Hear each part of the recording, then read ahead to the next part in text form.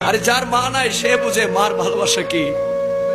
কোটি টাকা খরচ করলো মার কদমটা পাবে না চুমা দেওয়ার জন্য, বাবার কদমটা পাবে না চুমা দেওয়ার জন্য, মায়ের মায়ামুখী চেহারাটা পাবে না দেখার জন্য।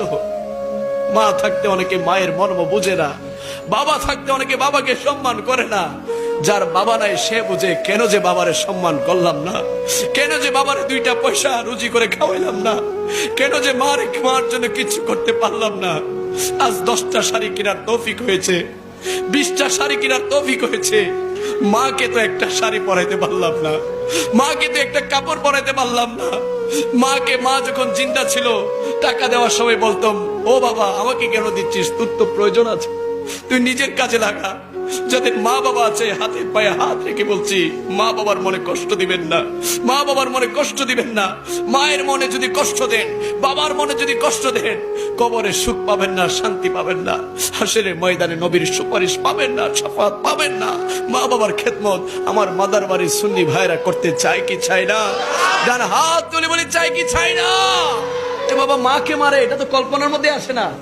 কিভাবে সম্ভব বাবা? বয়ান করতে এসেছি, ওয়াজ করতে এসেছি, খোদার কসম মার কপালটাতে চুমু দিয়ে এসেছি, মায়ের কদমে চুমু দিয়ে এসেছি।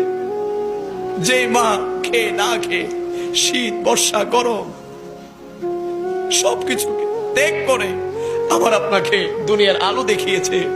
যে মায়ের পেটের মধ্যে আমি আপনি একটা নয়, দুইটা নয়, 10টা নয়, শত শত হাজার হাজার লাথি দিয়েছি।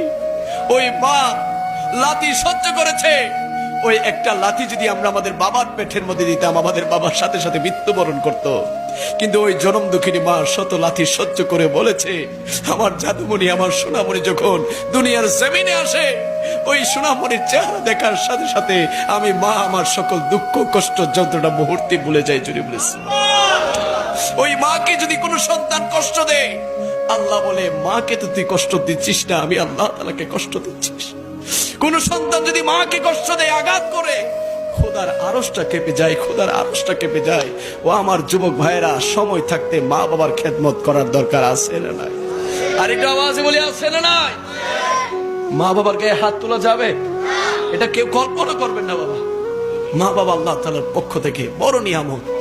মা বাবা যদি ভুল করে কোনো সন্তান সেই ভুল ধরার ক্ষমতা রাখে না। মা বাবার মাধ্যমে এসেছেন বাবা আল্লাহর হাবিব কামলি ওয়ালা নবী।